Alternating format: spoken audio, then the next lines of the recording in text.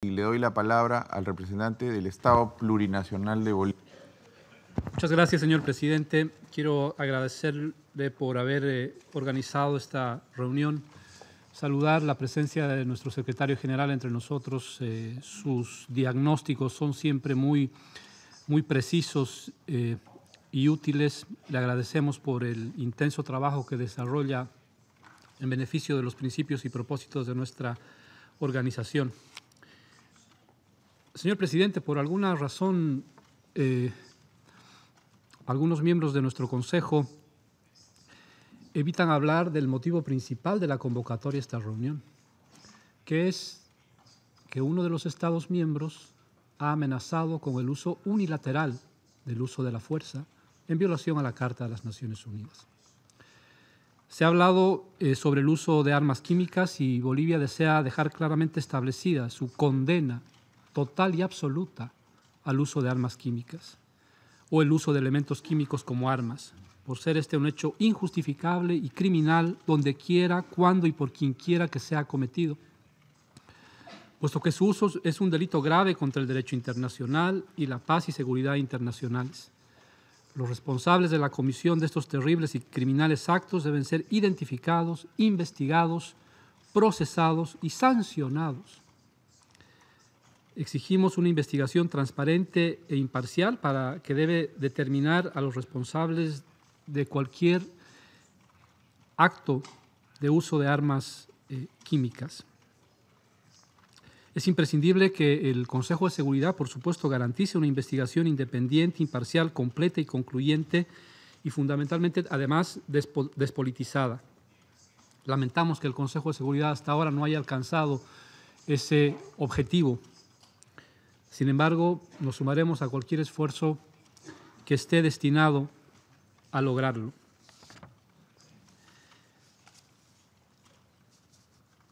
Por supuesto que uno de los motivos es imprescindible hablar, y estoy seguro que el Consejo continuará hablando del tema del uso de armas químicas.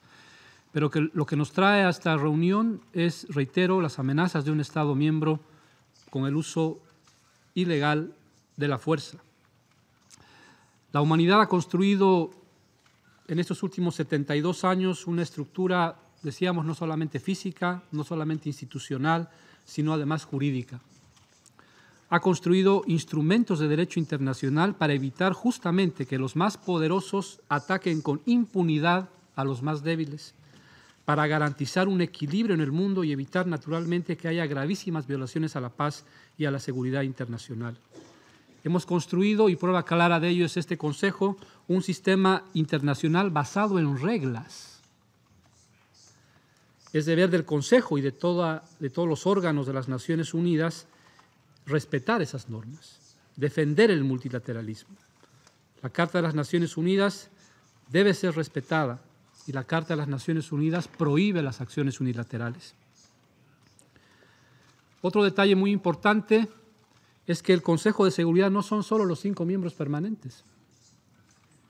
El Consejo de Seguridad no son solo los 15 miembros que están alrededor de esta mesa. El Consejo de Seguridad representa a toda la membresía, a los 193 estados y esos estados a sus pueblos.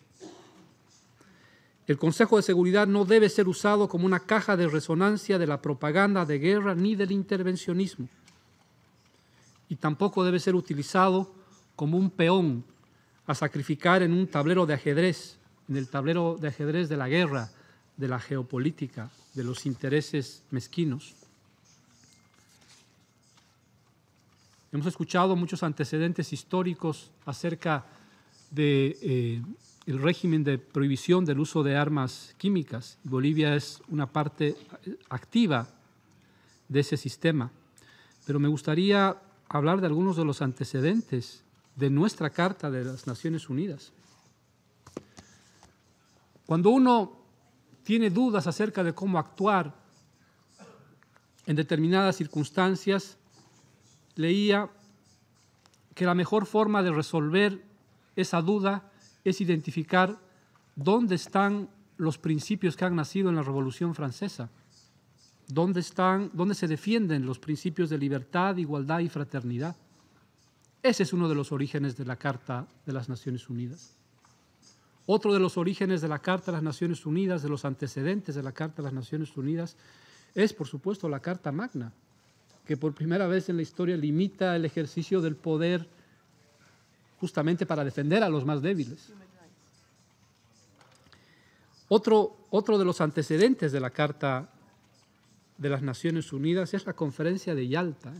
Leía que en la Conferencia de Yalta se estableció este sistema de control y de contrapesos, que es el Consejo de Seguridad con sus 5 miembros permanentes. Bolivia no estuvo en la Conferencia de Yalta. Entiendo que solamente Churchill, Roosevelt y Stalin estuvieron en la Conferencia de Yalta, que luego fue ratificada en la Conferencia de San Francisco pocos meses después, en 1945. Ese es el sistema que hemos acordado respetar. Es por eso que creo que es imprescindible leer lo que dicen los principios de nuestra Carta.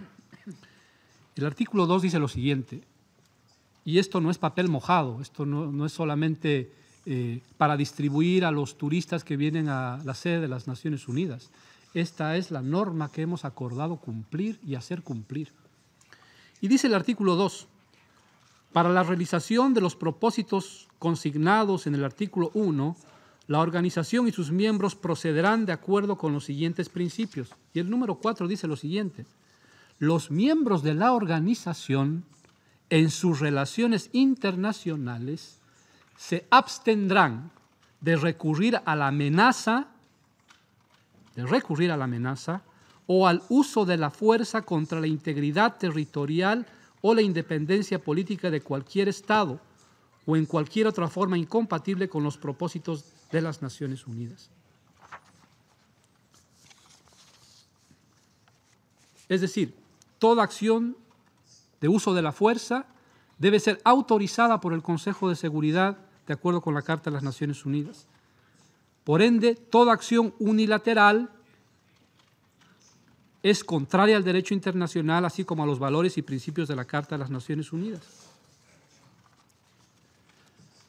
Y el otro detalle es que hemos escuchado con mucho respeto a nuestros colegas hablar sobre el respeto sobre el criminal uso de armas químicas. Coincidimos plenamente con ellos en eso. Pero sería absolutamente peligroso que para combatir la supuesta violación del derecho internacional se viole el derecho internacional y se viole la propia Carta de las Naciones Unidas. Es por eso que en este caso específico esperamos que haya una investigación independiente, imparcial, completa y concluyente.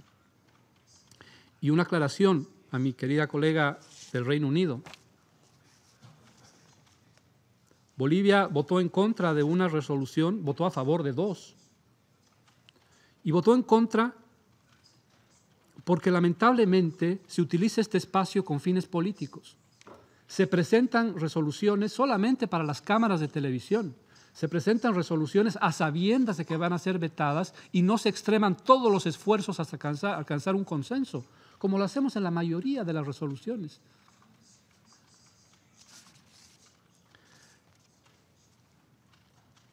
Creemos que esta reunión es muy importante porque no solamente estamos hablando de un ataque contra un Estado miembro, de la amenaza de un ataque militar contra un Estado miembro de las Naciones Unidas, sea cual fuere, sino que estamos viviendo una época de constantes ataques al multilateralismo.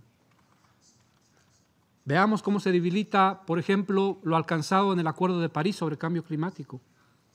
Veamos cómo se debilitan las negociaciones sobre el Pacto Global de Migración. Veamos cómo existe una lógica, una política clara de debilitamiento del multilateralismo. Es que lo que pasa es que para algunos se utilizan los derechos humanos, se utiliza el discurso de los derechos humanos, pero cuando ya no les alcanza el discurso de los derechos humanos para satisfacer sus intereses, violan los derechos humanos. Y mi región es testigo de ello.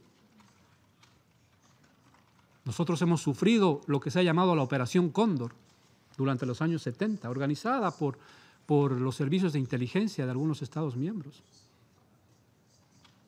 Cuando la democracia no les alcanzaba, financiaban golpes de Estado.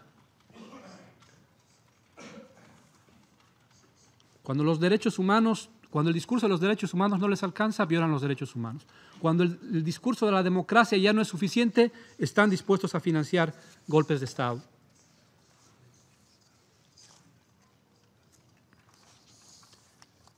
Y el uso de las prácticas unilaterales deja heridas que aún están abiertas pese al paso de los años. Algunos miembros del Consejo han hablado de la situación de Irak y de Libia, que considero son los peores crímenes que se han cometido en este siglo. La invasión a Libia, con sus tremendas consecuencias, más de 1 millón de muertos, las acciones contra Libia, las políticas de cambio de régimen, que como muy bien decía mi colega de Guinea Ecuatorial, todavía se sienten y se sufren y se padecen en toda la parte del Sahel y África Central. Pero nadie quiere hablar de las causas profundas de esos conflictos y nadie va a hablar de la impunidad de esos gravísimos crímenes. Reitero, los crímenes más graves cometidos durante este siglo.